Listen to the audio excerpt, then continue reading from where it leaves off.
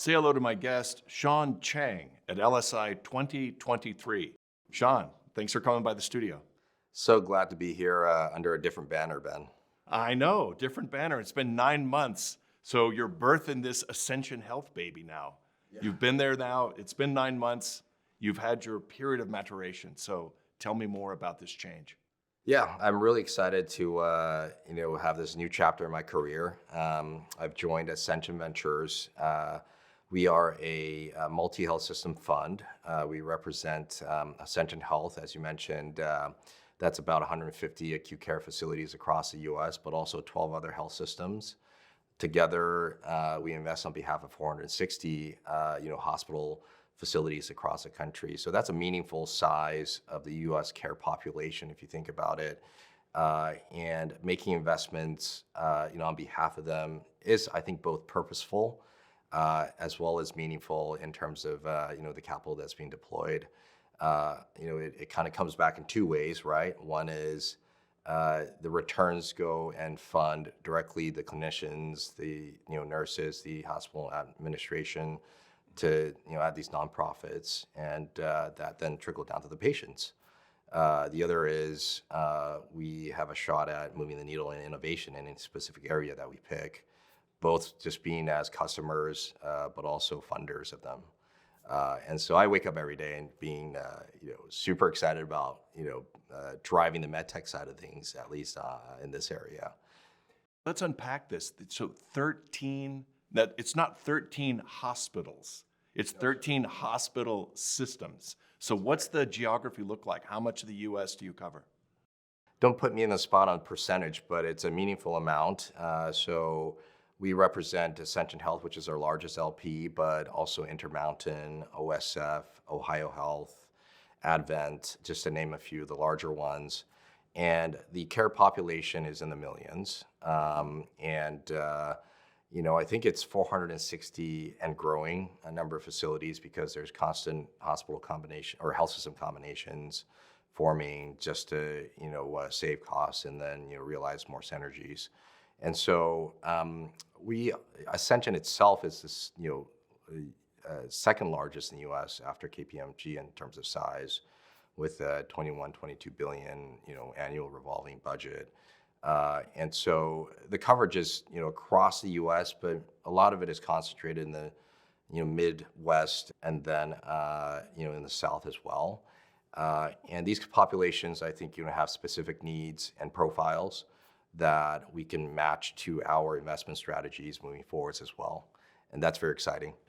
It is. And I think one of the things that, when we were talking before, Alan Russell and Allegheny, whenever they combined, I had a Saturday afternoon whenever I looked at, cost data that rolls up from CMS, and those come up into, the U.S. is divided into, don't put me on the spot, 10 or 12 regions. Yeah. And now you can actually look, there's a comorbidity. Like, what does Seattle have in common with Miami? Yeah. And all of a sudden, so I'm wondering, do you, now with that kind of a spread, it seems like you're probably able to identify things that maybe the entrepreneur that's looking at a region doesn't necessarily see these synergies. Have you found anything like that?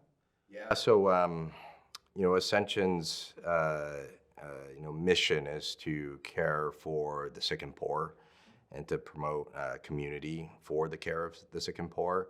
And this has been a mission for hundreds of years. And if you count, in certain ways, it's been 400 years apparently since Ascension's existed in different forms. And that still, plays out and remains true today. I think in terms of, specifics around disease areas, diabetes has been, on the up, and due to the lifestyle and just general, public health. Peripheral artery disease is a driver. Smoking actually is kind of, going downwards, which is a good news. But a number of these comorbidities are driving our focus in care population. So where we're really interested in is heart failure as a main area, peripheral artery disease as another one. We see this as large exposures and over-index within our care populations, within Ascension, but also the 12 other health systems as well. And so we want to fund innovation in these areas to really move the needle more to the left, I'd like to say, of the care continuum. So more towards earlier care, even preventative care. But it's a hard battle, right? And it's waged against living habits as well as for-profit companies driving certain sort of dietary preferences. But I'm very optimistic and really excited about driving that type of innovation. Sean, Ascension has 13 hospital systems. It seems like that probably covers the majority of the United States. How does that break out? Yeah, it's really meaningful if you think about it. Ascension covers a number of the Midwest states in the South as well, namely Tennessee, Indiana, Wisconsin, a number of others. But the other 12 health systems, including Intermountain, OSF, Advent, they cover different areas. So we also have Texas Health Resources, down in Texas, Intermountain, obviously Utah, Wyoming, Colorado coverage area, OSF, around Illinois, Chicago area. So I would say, we probably cover 25 to 35 states, across the union here. And the care populations within these states, all have different profiles, but we do see some trends emerging. One of them is, heart disease, driven by diabetes, which is, a worsening epidemic, and smoking's actually gotten better, which is a good thing. There's also obesity. I think I saw a statistic today that by some year in the near future, 50% of America will be obese. Hopefully you and I will avoid that number, but let's see. So heart failure is really interesting for us, and we want to be able to invest in innovation that moves it to the left of the continuum of care, right? Earlier stage heart failure or cardiovascular disease, even preventative would be really interesting, for us within the context of health system costs. Peripheral artery disease is also a really big one, and so we're looking at that area as well, driven by similar comorbidities.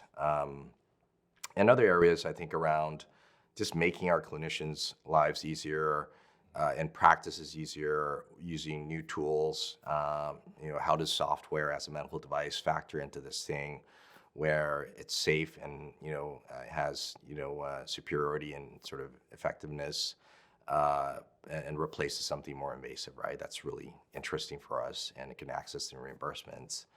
And then other areas like oncology is really interesting for us as well.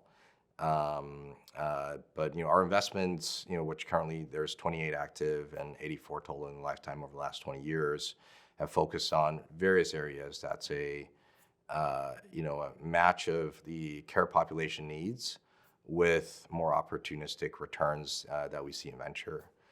So long story short, really exciting, and in thinking about the care populations and the meaning of that.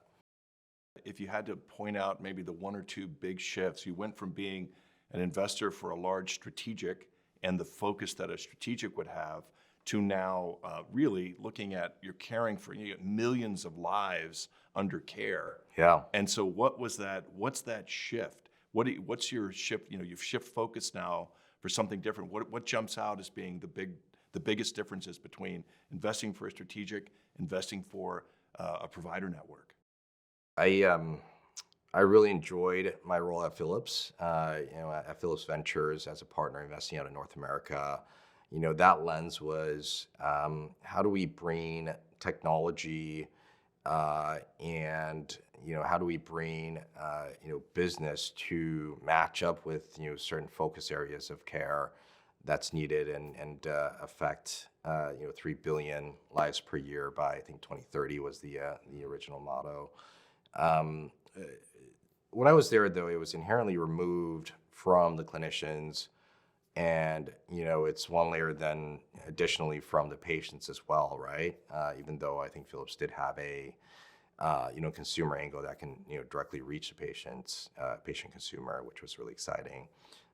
In this new role, I think I find more purpose. Uh, Ascension, and by association, Ascension Ventures is a Catholic value organization, and so there is a focus on community and care for the sick and poor. And a lot of the values, even though not religious anymore, derives from that, right? And so there's a sense of a calling to serve here. And what I mean by that is, the capital that we are managing and allocating goes towards meaningful innovation. That innovation affects care in a positive way. It creates better outcomes, drives down costs probably. And that's great, 5 to 10 years down the road. In the shorter term, this is, our Fund 5 with these, 13 great LPs. And we've been doing this for 20 years, and we've seen many cycles where we're getting checks back from the companies that are exiting. And those tens of millions and at times hundreds of millions of dollars goes to backfill for the deficits in the operating health systems. And so they go pay for the clinicians, they pay for the doctors, nurses, administrative staff, and that's meaningful. And that's what gets me out of bed every day too. I mean, it's amazing. I can't think of a better vehicle or purpose that my skill set and experience can go towards. So really enjoyed Philips, but this one is for real and for keeps. I love the idea of, you think about entrepreneurs that, I never like to count anybody else's money. We're not a socialist country, but there was always that hope. Somebody hits it really big. They've made this stupid money, right? They will not have to work again. And your hope is they're going to back an institute. They're going to build a hospital. But there's nothing that says like, I don't feel like it. I love the way that it's like baked into the pie. This money comes in, it goes right back because probably guessing that the poor and underserved, they're not able to pay for the services that they receive. So something's got to make up that deficit. That's a beautiful way that investment, it goes right back in, and it's going right back to your bottom line, which is the poor and unserved that are in so many communities that your health systems reach. Yeah, that's correct. And just to elaborate on that, we think about the patient population as well as our care providers as two main areas for the part of that quadruple aim that we talked about when I was at Philips as well. Now the patients and the clinicians we have much more access to now. Where I sit as part of Ascension Ventures, and so when we're run across a company, within a couple of calls, I can reach out to our cardiology service line leader, for example, Dr. Ed Fry. He's also the president of the American College of Cardiology, as another hat. And so being able to access and get feedback around how we're strategically thinking about, let's say, cardiology in the next 5 to 10 years is really meaningful for us to back the right founding teams and the right entrepreneurs. And so you get sort of that type of, I would call, agency to make the decisions, and then obviously co-invest with the great relations we have with other financial funds as well as medtech strategics and others, but also have a voice in meaningfully steering care for the next 5 to 10 years in any specific area, with the clinicians' voices and with the patients' voices in mind. So it is a process that we've, I think, perfected over the last 20 years, being the original health system strategic investor, and we're evolving to perfect that model under this new context of cost cutting, where 70% of U.S. health systems are running in the red right now. So when I think about how we go from ideas to scale or bench to bedside, that translation to commercialization, you've got to have approval. So there's data you need to get through FDA, maybe even a state agency. There are different kinds of people have the yes. Then there's how does reimbursement work? Self-pay, or you get something from CMS, but there's a whole reimbursement data set. But now you're at the delivery. You're like tip of the spear. So delivery, what we're here at LSI. Entrepreneurs are hearing about what's going to happen at FDA. They're thinking about clinical pathway They're thinking about reimbursement pathway. But how do they get the door open to Ascension? What kind of, what is it? Is it a language of value? What is the language that Ascension looks at to understand, like, we want these kinds of entrepreneurs? How do they, and what's the language that Ascension wants to hear for innovation? Yeah, it's a great question. We work closely with the resource group, which is Ascension's procurement arm, and they've gotten so good at what they do that other health systems are signing them on as clients, and then they go in and negotiate on behalf of some of these other health systems too. It's almost like the Ascension Ventures version of procurement on their side, and the thinking there is understandably now shifting more towards cost-conscious care. I think in the past, you reach the clinicians and the KOLs in a specific care area would pound the table, and then we'll get the latest, greatest therapies, not necessarily considering the cost side of things as much. And somehow that kind of rolled up and worked as an operating system with sometimes a loss, sometimes a profit. Now I think there's a lot more focus on cost as a priority. I don't think it's the health system's faults. And I think that's a common misconception in the market is, these health systems are greedy and they're, sucking up the profits, and that's why they're running out of loss. But it's really the supply chain, the costs there. It's really the labor costs rising to be able to buy food that's, driven by inflation and a lot of macroeconomic factors.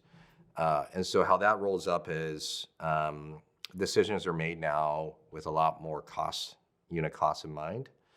And so where that then translates to in practice is when we're negotiating contracts and we're thinking about pricing, we're really thinking about in a holistic sense much more than before. We're not talking about value-based care per se, although that's where we were headed, as much as within a care setting. For example, cardiogenic shock.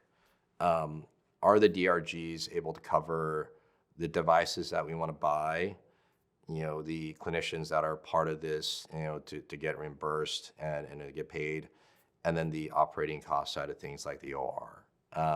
If that doesn't roll up, then we're going to look for cost cutting, right? And so that's probably where the devices are.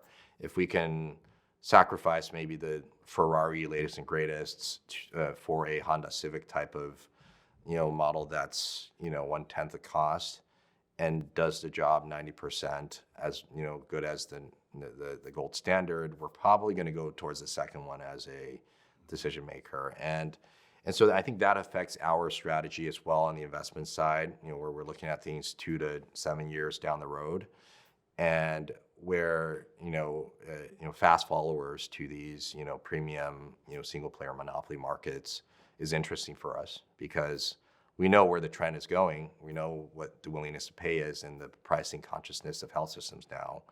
And we want to fund innovation and competition to go in a free market economic way to drive the prices down too. And that'll benefit both the health systems to continue to operate, but also the patients because you could probably get much more volume out of it as well.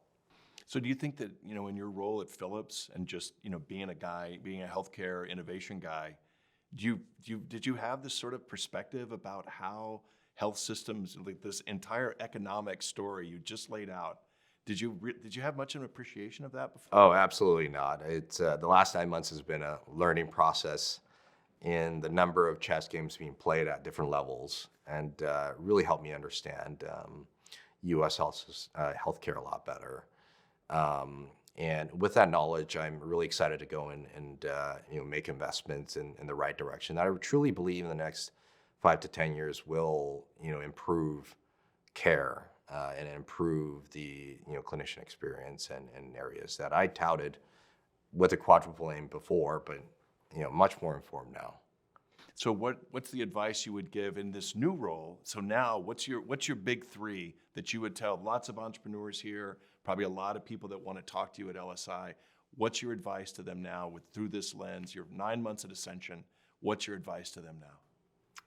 I would say, continue to do what you're doing, and the eventual equalizer is the free market, right? And so I think the focus on patient populations and real total addressable markets is key here. We can create a number of TAMs and total addressable markets as we want, and I'm sure any widget, service, or software can create a large TAM, but we really have to do the homework around, is this really going to affect the health economics of health systems? And I would also maybe even, add 1B, which is the economics here are no longer shifting towards relying on health systems to pay for things, right? We're, as Ascension and its 22 billion, annual budget, a lot of that goes to supply, services. That's continued to, be the case, but innovative business models that shift the, financial burden towards payers, towards pharma, towards medtechs, where we're sharing the costs, is probably going to have a better chance of surviving, the venture cycles in the next few years than a one where the assumption is the health system will pay for it. So I think that's probably two. Maybe a third would be, being able to engage with folks like us in the health system side in conversations is a really easy way to access clinicians. To my earlier point, we can make a couple of calls and get relatively good feedback. And in my case, at Ascension Ventures, we could get 13 different perspectives come in.